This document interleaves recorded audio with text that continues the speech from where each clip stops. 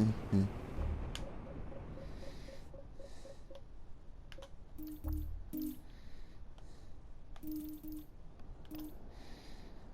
Oops, I'm don't tell me down there. I'm funny. Okay. Yeah, that's a given.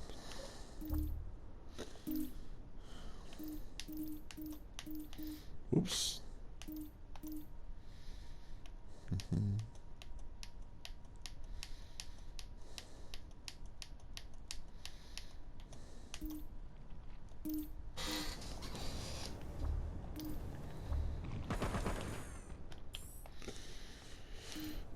18 minutes. Like, we're going to be able to do shit in 18 minutes. I could go Burgess Overlook, you know. No problem there. Hey, how's it going? I need to turn the fan up. Mm-hmm. Mm-hmm.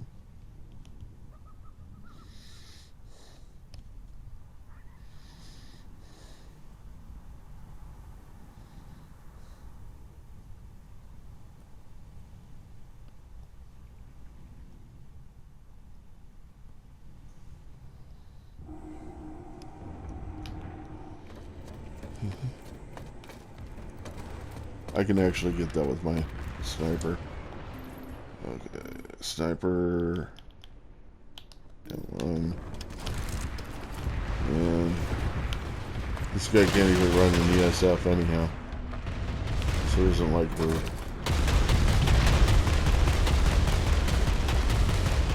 Not up there. We go the other way around. And put out a beacon. And yeah.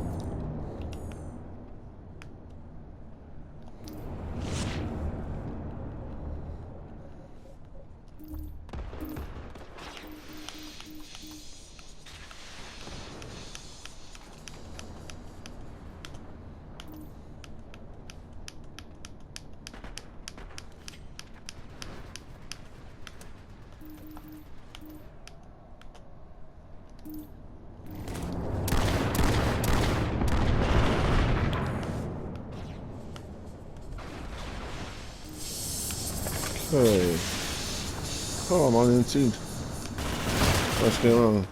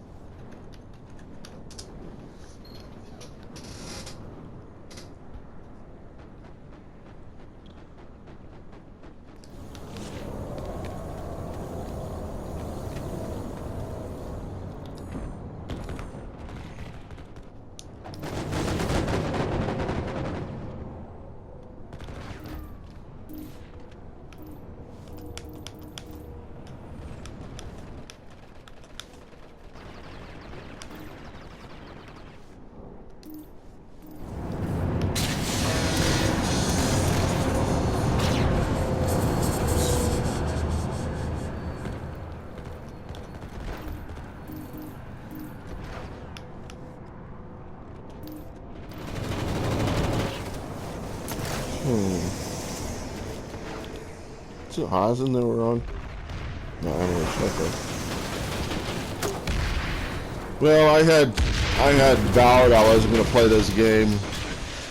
You know me, I'm just incapable of making such decisions. So, I think what it was is I watched a documentary about this guy. I forgot what his name was, but he's number 52 Steelers. Wow, this is loud.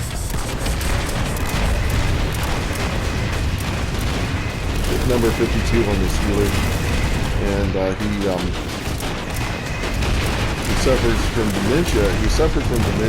The guy that did his autopsy didn't even know who he was. Mike Webster, or Mark Webster or something. And the guy didn't know. He was this African guy who was extremely smart, did the autopsy, and he said that whenever he got to Mike's brain, when he was doing the autopsy and looked at Mike's brain, he was expecting to see effects of dementia or Alzheimer's, and he said he found a perfectly normal brain, but when he looked inside, he found a disease, and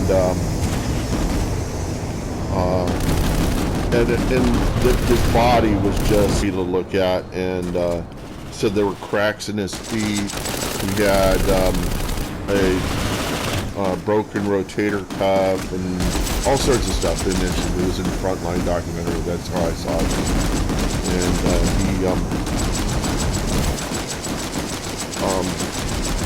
he was one of these football players that put himself through all misery and everything to try to be the best football player. And his son said that his teeth were falling out, but his attitude was that he was the kind of person that would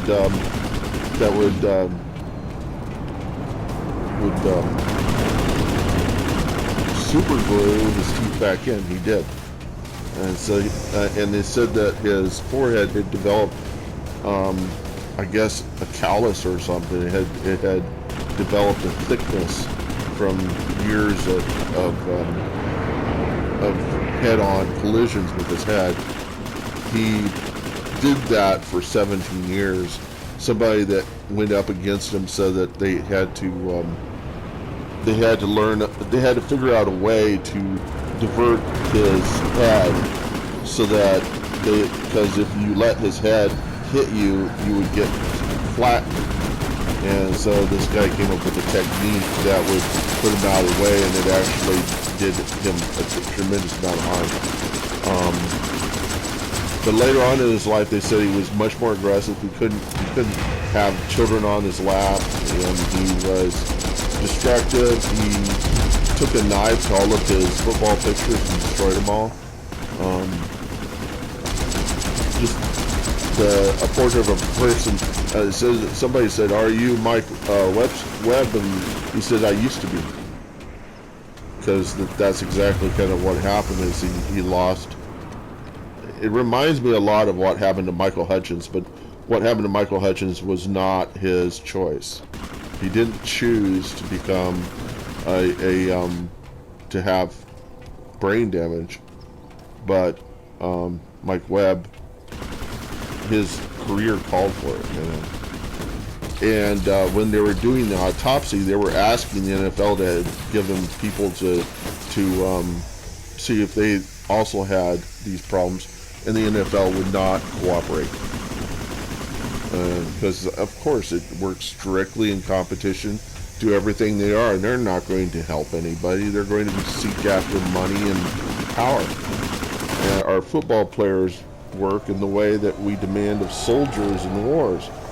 The only reason why we don't have any major wars like we did before, I mean, of like World War II, we haven't had one since, is because every country has access to nuclear weapons. And mutual destruction discourages wars. It's the only reason why we have peace. So every liberal needs to know that we need nukes in order to keep ourselves from destroying each other, until everybody can maybe agree on what Jesus is talking about. And Jesus was not for war. And he said he said Peter, whenever Peter was coming to protect them from the Roman soldiers, Peter cut off the arm of one Roman soldier. He said, "He who lives by the sword dies by the sword." And I take that to mean that if you solve problems with violence or by killing people, you will never survive to see the result of your actions. And you can't really tell if that's going to turn out good or bad. World War II, I mean, if you look at all the wars, what started them was things such as resources, rare resources. People said that the reason why the Vietnam War was started wasn't because of communism, it was because of the French and a control over a resource of tin. It was tin that started the Vietnam War, a attempt to control the tin supply that was in Vietnam. Then the French left and we took over, and the people of that country didn't want us there to some degree. They thought they could handle their own problems, and half the people sided on the communist side of things, and that war was so destructive to us. It helped us realize that there are wars that you can't win. No matter how much you think and pride your ability in the military, there are people who can outthink you, and the Vietnamese did. The Vietnamese did, because we underplayed their ability to their military endeavor, and they proved to be the perfect enemy. I mean, the perfect competitor to us. So whenever I play this game, what I'm really doing, yesterday I was thinking, there's no way I'm going to come to any. I'm never going to do anything of any serious importance in this world. Every time, everything I do is always in contradictory to each other. But I thought to myself, in this game, some people will think it's a game, some people think it's war. I'm going to present that somebody who can think so philosophically on other levels and approach things from different perspectives. I gotta bend these people's brains. I have to show them that there are ways of playing that are completely unfair, that are perfectly relevant in wars, because people take for granted that we have nukes, and it's the nukes that make us carry out these really stupid illogical wars that are all just excuses to negotiate things. It's kind of like, if you don't want to negotiate this, we'll go to war with you. But it's not a real war, and it never. All it does is it just ends up killing innocent people. It just puts soldiers through crap that they don't have to go through. We didn't have to go and search out Bin Laden and destroy him, because we ended up destroying a lot of people in the process. We didn't even go after Bin Laden. We went after Saddam because Bush had a blank check, and that blank check could either be filled with peace and resisting the aggression, but in this world, nobody ever repays terrorism with resistance. We repay terrorism with aggression. And it was the perfect domino to push over, to point out that and I think this is the reason why it happened. God brought it to us to point out to us that we think we're Christian-like, but we're actually being manipulated by higher powers to take Christ's word and use it to destroy people, which is not Christ-like at all. It points out in the Bible the attributes of fruits of the Spirit, and that's just the litmus test for whether or not you're really Christian-like. And if the entire country of Christians are behind soldiers that are going to war that is unjustified, and what's driving them is aggression and a fear that they're going to lose their freedom and all this stuff that the government paints a picture of, it is just pointing out how unchristian-like we are. That the narrow path of life is a narrow path, and that the Christians that are in there thinking that they've been saved, they are not pursuing Christ. They're not following after Christ at all. They may be reading the Bible, but they're not perceiving the Bible. He says they're ever hearing but never perceiving. Ever listening, ever hearing, not listening, ever listening, never perceiving. Just hearing what they want to hear, disregarding anything that they want to think about. In a government that will manipulate them and turn them into the kind of beasts that they want them to be, using the Bible as justification for evil. And nobody wants to hear it, because they want to feel good. And how do you feel good? You go to people that will tell you lies, because the truth hurts. There were people that were sounded by Jesus' teaching. That's the reason why they followed him. There were people that were hurt by his teaching. Those are the ones that despised him. And he went wherever he wanted. He went to all people. He went to the diseased. He went to the prostitutes. He went to everybody. And people wanted an explanation for the way that he was working, because they were expecting somebody different.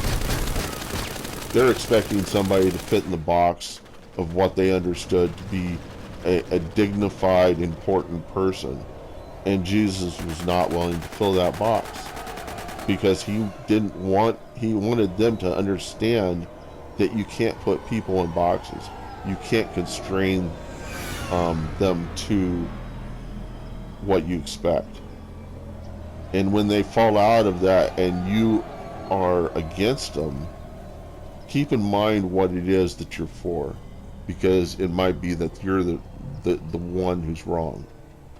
And if you're not willing to accept that, then what does that say about you? Is that you don't have the capacity to change. Now, I probably should get out of this game, because that also says something about me. And but this will probably be just temporary. And I'm confronting people younger than me, because obviously none of them are like really my age or older. And their perspective of the world is different. They're accepting different perspectives, supposedly. Some are not. Some are controlled by the opinions of the world, controlled the opinions of people that live around them, and they've got assumptions that those people that are around them got to where they are through those thought processes. And it may be the case that they're just regurgitating things they hear in the world, but the life that they're living is something completely different, is dependent on a whole set of different rules. Okay. And there are people that don't want me to bring philosophy. They don't want me to bring anything into this game, because they just want it to be relaxing game. I can understand that, but this game is not relaxing. It's relaxing when you're winning. When you're not winning, it's disturbing, and it forces you to learn. It's got to force you to learn. If it doesn't force you to learn, then you're basically playing the game to destroy other people. If those people are not presenting a challenge to you, then and you get fed up and leave the game, that's going to be beneficial to you, because then you realize that you can't win as much as you want to. This game is going to make you into a much better person if you let it affect you. And it's about resisting the effects and the behaviors that come along with trying to win. It will be a fun game if you're focusing on other things. The stress will kill you alone. I mean, this game probably won't kill you, but there have been people who have died from a lack of from exhaustion, and how do they die? Probably from the stress that leads to exhaustion. I don't get exhausted. I'm always thinking about different approaches to the game, and that is mainly, I do get upset. I do say nasty things, but then again, who doesn't? I would, if there are people that play all the time, I don't know them, because most of the people that I know that play this game, that have played it for a long time, are consider me an enemy unless I'm on their side. And when I play the game, I play it. I've figured out that it's very difficult to be on all sides of the game. It's super easy to vilify the other people, but everybody who plays on multiple factions know that this game, that all sides are kind of the same. There's differences, and I think some of them are perpetuated by a storyline that we've produced, centered around kind of what is important to the factions, but in reality I don't think anybody really follows that storyline. It's, and it's best to kind of find the best of what your faction theme is. I know VS is best about this, because the way they think about it is they got big butts. The ladies got big butts. They're all into disco. They wear high heel shoes. I told them the other day that I had this epiphany that if you were a big Kiss fan, you would love being on Vanu was just completely natural, because they're all about disco, rock and roll, and wearing platform shoes like Gene Simmons. And what was Kiss? Kiss was inspired by glamour rock of the time. They were they were superheroes on stage, and where was their origin? They were aliens from another planet. Just kind of like what Funkadelic was doing for the black people. Kiss was doing for everybody, And nobody, and the big thing that was, big running thing with Kiss was, who are these people? Because you never saw them without their makeup on. If you did, you probably wouldn't know they're Kiss. And in the 80s, they stopped wearing the makeup. And what was the first thing they did? They got rid of the drummer. Because the drummer is white and all the rest of the band is some kind of brown, you know. Some Italian, some, I don't know, Jewish descent, Indian descent. And so it wasn't going to look consistent if they had a white drummer who came from England, which is what Peter Criss was. And, I mean, he just didn't fit in with the rest of the group. So that was probably the reason why they had to make up the other, is they just didn't want to. It was the glamour rock and the benefit. There was just benefits to having makeup on, and that was that you could you know, it would have been very difficult for them to make that fly in the time at that time, if there was an internet. But since there's no internet, all the media is completely controlled. The photographers are completely controlled. People are never going to find out the real story about who they are, you know, what they look like. And they had this running story about themselves, and Gene Simmons said silly things like, "Oh, I've had 10,000 ladies in the last 5 years, or last during the career," and then people did the math and said that would say that every day he had 3 girls in his bed, which didn't sound plausible. But he had to have such things like that in order to keep people's perception of them up. In this day and age, when you do things like what they do with Kiss, it tends to be the case that nobody knows who they are. There's a band called Studio Killers that are like that. Daft Punk, the Gorillaz. Although some people know that one of the singers of Gorillaz is the lead singer of Blur, the guys that did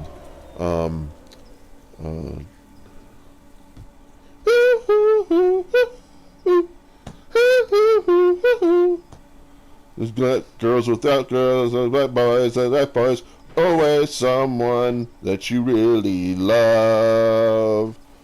Rolling down, available, get nasty blisters. Down, wasted, only with produce. You know that. Because who like boys, who like girls, like their boys, who like boys like their girls, and always someone out that you really love.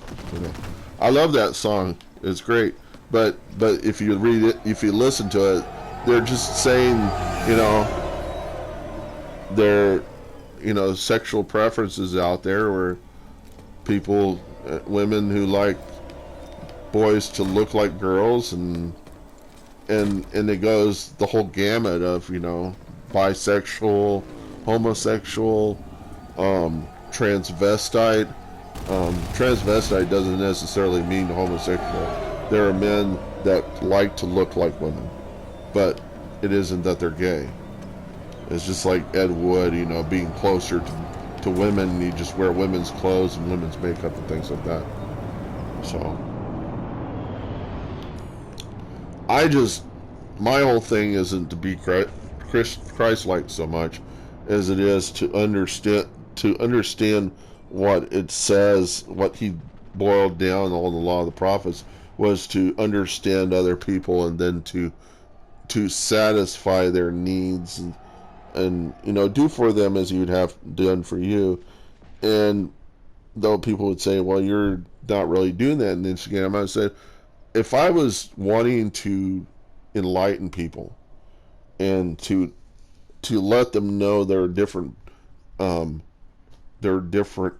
points of view in the world, that it would be important to me to tell myself, if I myself didn't understand such things, to inform myself and educate myself. So it is. it is consistent with that. Um, I'm, but there are times when I do deceive, and it's because this game has such an effect over one that I'm sure that God will just let Satan enter a person and they become their worst. Just as God let Satan enter Peter whenever Jesus was about to go to the cross, which was part of his mission. And Peter said, "We won't ever leave you." And Jesus turned to Peter and said, "Get behind me, Satan." And then he rested his hand on Peter's shoulder, I guess, or just consoled him and said, "You're a tremendous um, burden or an obstacle to what I've got to do here." You know, he was really just, but Jesus, his name was Peter. I assume that before they called him Peter, he was not Peter. He was Simon. But Jesus called him Peter because a Peter is a rock. And he said, "On this rock I will build my church." And that was that Peter was devoted. He was devoted to trying to satisfy Jesus, which is like the number two thing that Jesus said, summed up the law of the prophets, is to understand others and have the desire and devotion to treat people well. Which is not this game. I'm just trying to point out that this game is not heaven. This game is not something to desire. This game is representative of hell. That war is hell. And what is hell? Hell is the desire to destroy others. People need to know that that's what war is. It is not. It can be productive, but in order to get that productivity, you have to destroy people. And imagine the amount of progress we could have if people were just a little more peaceful and understanding, would be willing to hear somebody else's point of view and then avoid war altogether, because it's possible that the whole war could get started based on an idea that was false. Just as World War One, I think World War One was caused by, I guess a little bit of a misconception by everyone about what had happened to uh, a certain king. I'd have to go read into it. I remember what it was. It was basically a mistake. It was a war that got started on a mistake. And if people are so intent to destroy someone, they'll find anything to justify that destruction. And when you're led to war, you have to wonder if what you're doing is legitimate. But whenever you work in large groups, anything's legitimate, because you make the assumption that everybody's thought it through, and it may be the case that they're all thinking the same about everybody else, and that nobody has actually thought it through or determined if it was ever going to be a success. And there are people in this country that feel about other people the same because they listen to the same media, and the media tells them what they're supposed to think, and because they really don't have the time apart from work to actually do their own research and ask their own questions. They end up just taking whatever the yellow journalism or the propaganda teaches them about their own party, and then they use it as a kind of a way to chastise anybody who's outside of that party, because and you have to wonder, are you Christian or are you taking, are you coming from a different religion altogether? And I'd say there is a different game occurring. And I just lost my train of thought. Let's go and play the game, because I'm here to play a game, and I'm here to do other things as well. It makes it easier whenever you've got an agenda, and my agenda is to be the person I am in this war, and it's the person that nobody wants me to be, and I also try to be the person that people don't expect me to be, because they've already painted a picture that I'm a destructive person. I'm a person that takes advantage of things. And I keep asking for solutions that are easier for people, but then I'm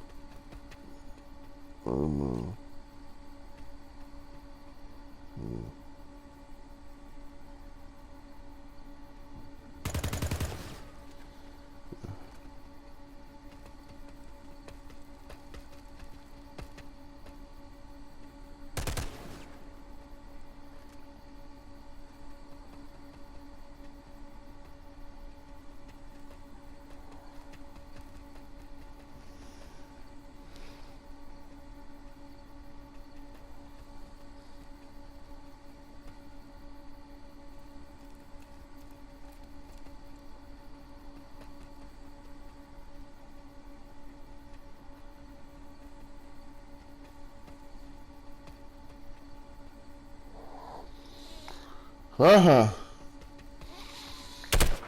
ha, let's do something fun. Oh, this is how I go about things. This is how I do things. I go and I look for bases where people basically are not. So the places I could take that people are basically are not in. And so there's one up here, portion of the people in the base. So the Augur. I also look for important bases. Lithcorp, we should take. Actually, we are via. Or what is this? I'm supposed to be on NC, and this is not right. Something's wrong with this picture. I'm on NC. Why is NC showing up as blue? What? I think my coloring scheme is screwed up. I think I don't have the right coloring scheme. Yeah, VS is supposed to be purple. NC goes white. This is supposed to be red. Make purple a little more purple. There we go. Apply. No, it should be right. And yeah, okay. So I would like to take that base right there. There's someone there. The other one is Notha. Because we are securing these, we are already secure with these bases. That's one option. Another is to go and take this one, because nobody's taking it. So I think I will. I think I'm going to pick a social group. That's one of my things to do, so I can get a spawn beacon. And I'm going to pick somebody who is kind of far from me. Oh, Foxhound, he won't mind me. He's kind of aligned with me. He knows me, you know. Because this is my best character. Okay, so I'm going to go ahead. I'm going to go to the Ascent so as to shorten my distance. Because since I'm an NS character, I don't get access to ESFs. And, oh, but I also need to help him there. Oh man, my eyes are hurting. I think I'm going to buy a bottle of Visine, because even though it's addictive, I should at least exploit it until I can't use it at all. I'm going to go in a second here and go get some water and put it on my eye, and I'll come back. Let me first get things in tune here. I'm going to save a clip right now.